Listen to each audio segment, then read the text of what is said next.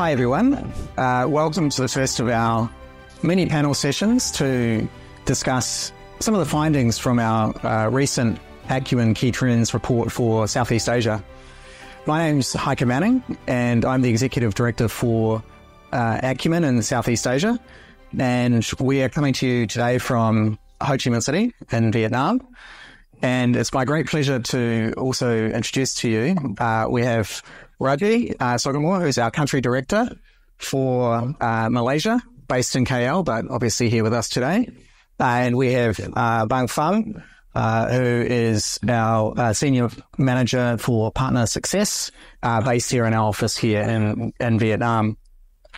So the idea behind this and behind some of the panel sessions that we're going to run is really just to explore a little bit more some of the key findings from the Key Trends report, but also to expand on some of the themes and get some perspectives from people who really know Southeast Asia and who really know international education. But before we get into the questions, I wanted just to, I guess, ask both of you just to give us a little bit of a sense of what is your connection to international education and how did you come into the sector in the first place? Maybe Raju, we can start with you.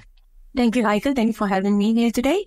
I've been in the education sector for about 17 years, mainly managing international student recruitment, marketing, and so on. And I'm really pleased to be still in the sector. And I love contributing to seeing the success, in the education sector. And now with Acumen as the country director for Malaysia, gives me a great pleasure to see. I've seen how, the industry has grown, especially within the region, Southeast Asia, and the Key Trend reports have given us a very good overview of how things have been, how things are, and how things is going to move forward. So I'm really excited about this. Great. Thanks, Raji. Bang, tell us a little bit about your journey. So I think that my experience with international education is starting when I was, just graduated from university as intern, and then after that, over 10 years, I have been in these sectors and still proud to, be part of it, and hope to be in more many years to come. And, and happy to be here today to share a little bit about, the market and the trends. Great. Thank you. Looking at this report, and we do have a beautiful copy here of the report. Which of the trends, or the 5 trends that we identified, resonated most with you, and why? And maybe we'll start with Raji. One that really piqued my interest would be the rise of the intra-Asian student mobility, especially in our recruitment countries, Vietnam, Malaysia, Indonesia. I've seen that personally myself because, of course, with the pandemic, right after the pandemic, the way students and parents think about international education has changed. And that involves costing, that involves the fear of, going overseas. They do still have that desire, but there are a lot of different options that I think Asian universities have taken the advantage of. And they have done really, really well in looking at providing academic excellence on par with Western countries. And this has worked really well for the Asian students, especially in Malaysia, Indonesia, Vietnam. I think there's a lot of opportunities for students to go to Japan, Korea, Taiwan, China. And this is a very interesting growing trend. I agree. I think it's symptomatic of a really dynamic and shifting landscape here in the region. I used to be a part of a project funded by European Commission about the intra-mobility of Asian students, and I can really resonate on that. Kids will continue to grow among the region, and obviously because of the increase of ranking of the universities in the region across the world as well.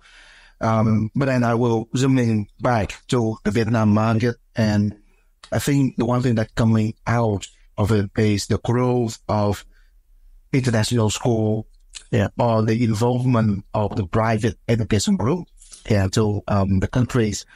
And the fascinating thing of it is coming from the local private investment group.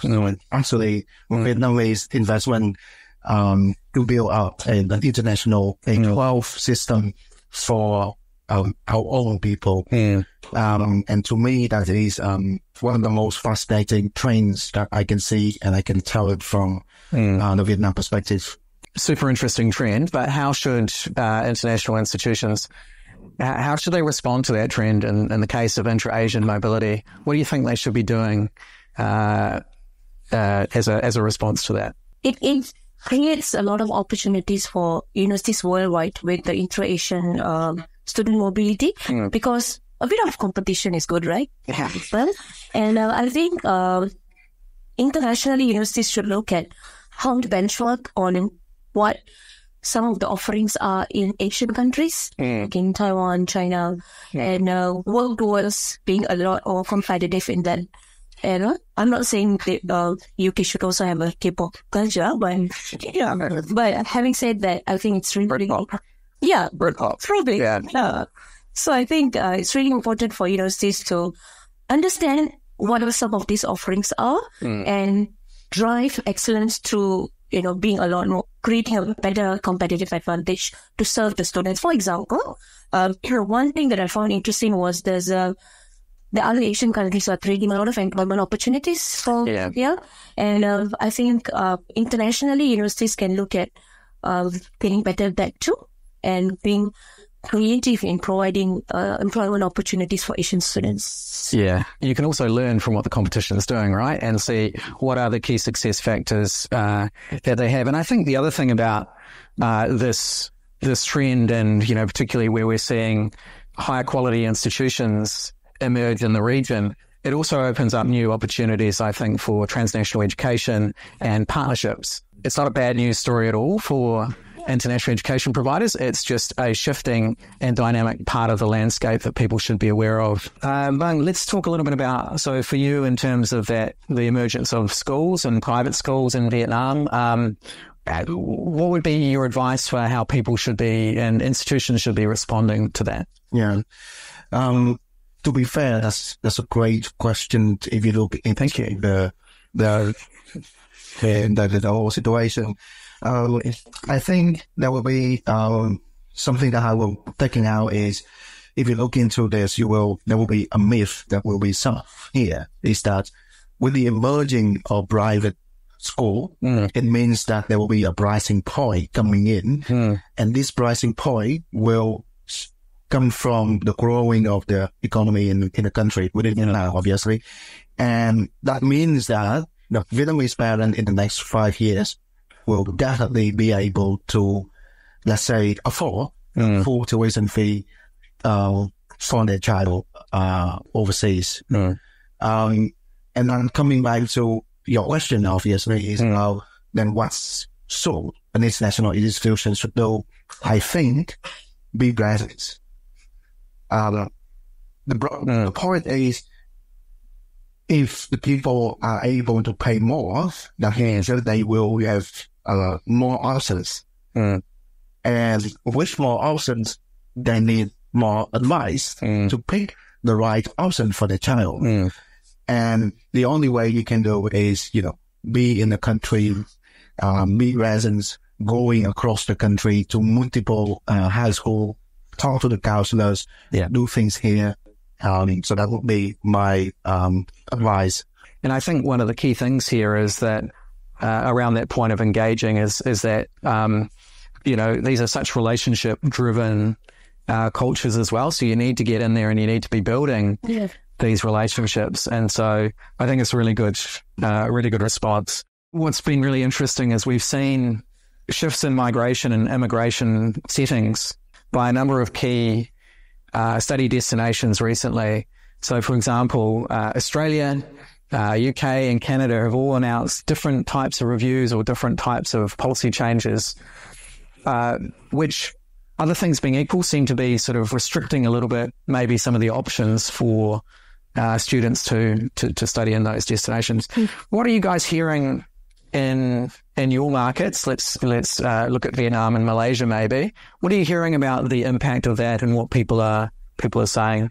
let's say that over the past month, when I sitting down with a lot of Acumen institution client partner, that's always the first thing we coming in. And the country that you mentioned, UK, Australia, Canada, quite exactly all the clients that we have. And the thing the message that I deliver to the client as well is, the whole market is shaky as well, because these information really affect their daily operation. And look, it comes end of 2023 when people obviously already finished their annual plan. So people will be like, what else? What can we do? So obviously we here in Vietnam, in Acumen, we go into the market, we talk to our stakeholders, and we ask them like, what do you think? What's your feeling?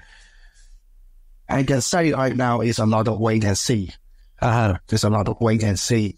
And I think I like the fact that some of them coming in and say, look, there are things that we can control and there are things that we cannot control. Yeah. And we cannot control the policy of a foreign countries. Yeah. We can control our operation here, our marketing here. Yeah. So you can see that right now there's a lot of, let's say, stakeholder going out to the market and try to say, guys, this is how we understand about the policy. Yeah. And this is how we, as a business, as a part of the market, reacting to that. Yeah. So I can see that that is for now. I think in the next 6 months, of 2024, that's going to be the reaction plan of the Vietnam stakeholders, right? The international education. Okay. So a little bit of wait and see. Yeah. And obviously in terms of institutions that are active here, keep doing what you're doing, provide the reassurance where you can.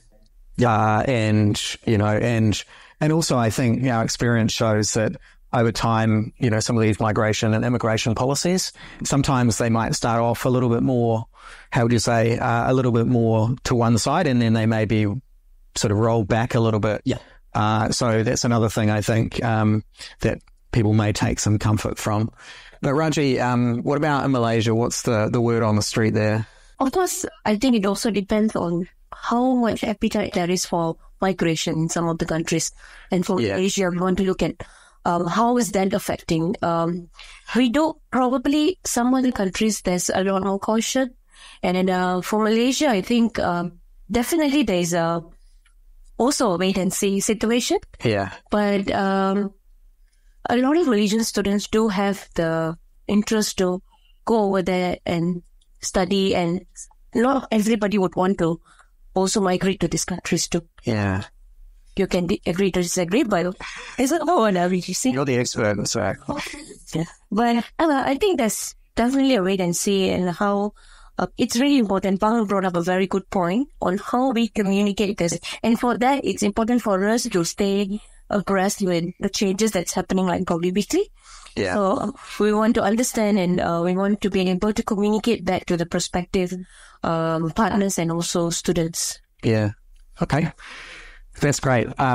Well, thanks both today for joining this first mini panel, and to our audience as well. We have a number of mini panels like this which will follow. So we hope you enjoyed today's panel, and we'll join and watch the other ones that we have coming in the coming weeks. And again, because I have this piece of propaganda in my hand.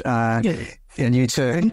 So this is the report that we've been talking about, which we released in January of 2024. And there's a lot of really interesting information in here. And so download it, and we'll have the link in this clip as well, so you can see where to download it. And otherwise, look forward to seeing you joining us for the next mini panel shortly. Thank you. Thank you.